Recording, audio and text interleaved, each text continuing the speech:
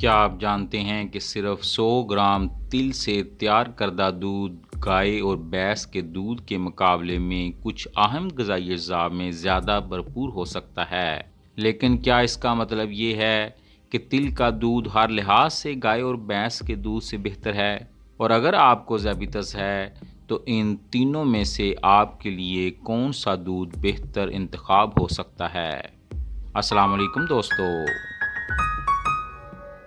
नाजरीन, आज हम इन तीनों दूध का 100 ग्राम के हिसाब से मुआजना करेंगे और देखेंगे कि तिल का दूध घर में कैसे बनाया जाता है और बच जाने वाले तेल के पल्प यानी गूदे को कैसे इस्तेमाल कर सकते हैं। तो आइए सबसे पहले घर में 1 लीटर तिल का दूध बनाना सीखते हैं। इसके लिए सबसे पहले तकरीबन 100 ग्राम तिल लें। इन्हें अच्छी तरह धोकर 6 से 8 घंटे या पूरी रात पानी में भिगो दें।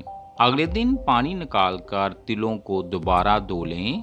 अब इन्हें तकरीबन 1 लीटर साफ पानी के साथ ब्लेंडर में डालकर अच्छी तरह ब्लेंड कर लें। इस मिक्सचर को ब्रीक मलमल के कपड़े या नेट मिल्क बैग से छान लें। जो सफ़ेद माया हासिल होगा वो आपका तिल का दूध है। इसे फ्रिज में रखें और बेहतर है कि 3 से 4 दिन के अंदर इस्तेमाल कर लें।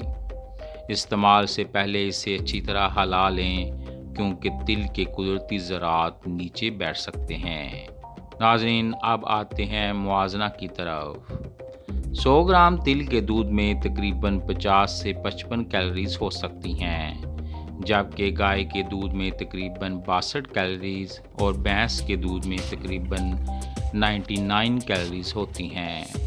यानी कैलोरीज के लिहाज से भैंस का दूध सबसे ज़्यादा, जबकि तिल का दूध निस्बतन कम कैलोरीज वाला मिल्क हो सकता है। जब हम प्रोटीन की बात करते हैं तो भैंस के दूध में तकरीबन 4 ग्राम, गाय के दूध में तकरीबन 3.3 ग्राम, जबकि तिल के दूध में तकरीबन 2.3 से 2.5 ग्राम तक प्रोटीन हो सकता है। यानी प्रोटीन के लिहाज से भैंस का दूध सबसे आगे है।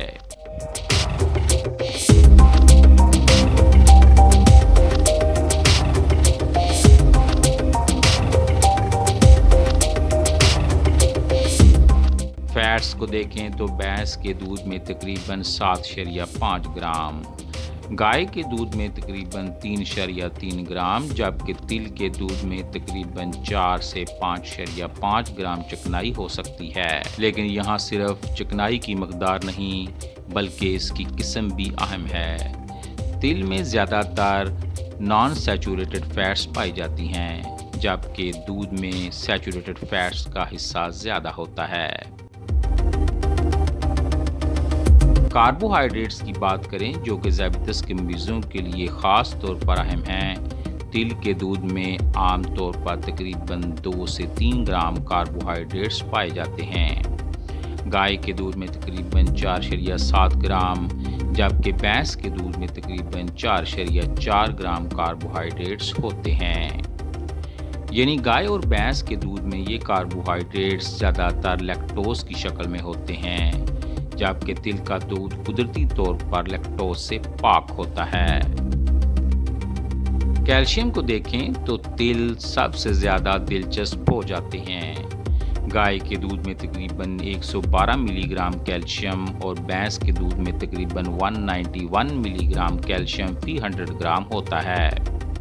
तहकीकी तौर पर तैयार किए गए कुछ तिल के दूध में 200 मिलीग्राम से ज़्यादा कैल्शियम भी रिपोर्ट हुआ है और एक तैयारी में तकरीबन 273 मिलीग्राम फी 100 ग्राम तक कैल्शियम रिकॉर्ड किया गया। लेकिन यहाँ एक बात बहुत अहम है, तिलों में मौजूद तमाम कैल्शियम लाजमन दूध में मुंतकिल नहीं होते। जब हम तिल को ब्लेंड करने के बाद छानते हैं तो कुछ ग़िज़ाई अज़्ज़ा तिल के बचे हुए गूदे में रह जाते हैं। इसलिए घर में तैयार किए गए तिलों के दूध में कैल्शियम की असल मकदार हमारी तरकीब और तैयारी के तरीके के मुताबिक मुख्तलिफ हो सकती है। अब एक और दिलचस्प बात, जो कि मैग्नीशियम और आयरन के मामले में तिल ख़ास तौर पर नुमायाँ होते हैं। गाय और भैंस के दूध के मुकाबले में तिलों का दूध इन मिनरल्स की ज़्यादा मकदार फराहम कर सकता है। अगर मुनासिब मकदार में तिल इस्तेमाल किए गए हों और काफ़ी ग़िज़ाई अज़्ज़ा दूध में मुंतकिल हुए हों।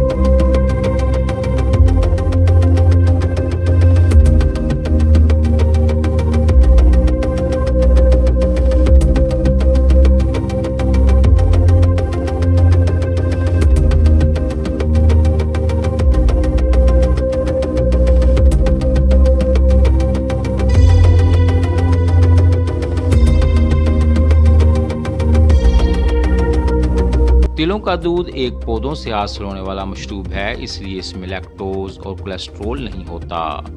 लेकिन क्या इसका मतलब ये है कि तिल का दूध हर शख्स के लिए सबसे बेहतरीन दूध है? ज़रूरी नहीं।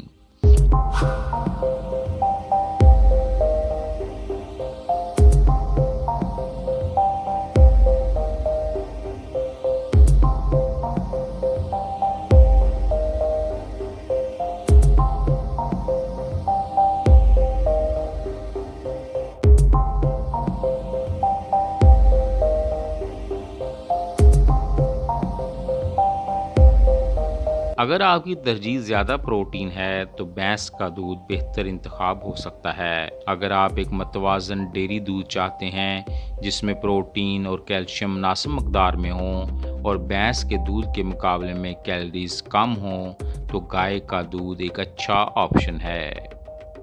और अगर आप लैक्टोज से पाक यानी पौधों से हासिल होने वाला दूध चाहते हैं जिसमें मैग्नीशियम और आयरन की अच्छी मकदार हो और तैयारी के मुताबिक कैल्शियम भी नुमायाँ हो सकता हो तो तिल का दूध एक दिलचस्प मुतबादल है। अब एक बहुत अहम बात ख़ास तौर पर ज़ायबितस के मरीज़ों के लिए।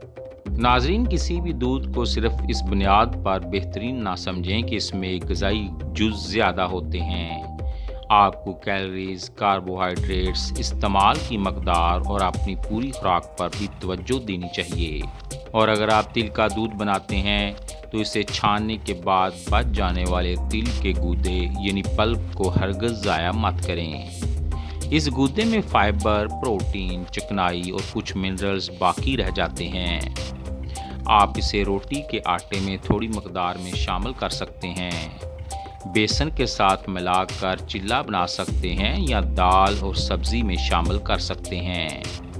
लेकिन याद रखें, तिल का गूदा भी कैलोरीज और चिकनाई फराहम कर सकता है, इसलिए ज़ायबितस के मरीज़ इससे भी मुनासिब मकदार में इस्तेमाल करें। तो नाज़रीन, अगर आप ज़ायबितस के मरीज़ हैं तो किसी एक दूध को सब के लिए बेहतरीन समझने की बजाय अपनी खुराक, मकदार और ब्लड शुगर पर इसके असरात को ज़रूर मद्देनज़र रखें। नाज़रीन, अगर आपको ये मुवाज़ना मुफीद लगा हो तो वीडियो को लाइक करें और ऐसी मज़ीद साइंसी और अमली ग़िज़ाई मालूमात के लिए चैनल को ज़रूर सब्सक्राइब करें। अल्लाह ताला आप सबका हामी व नासर हो। आमीन।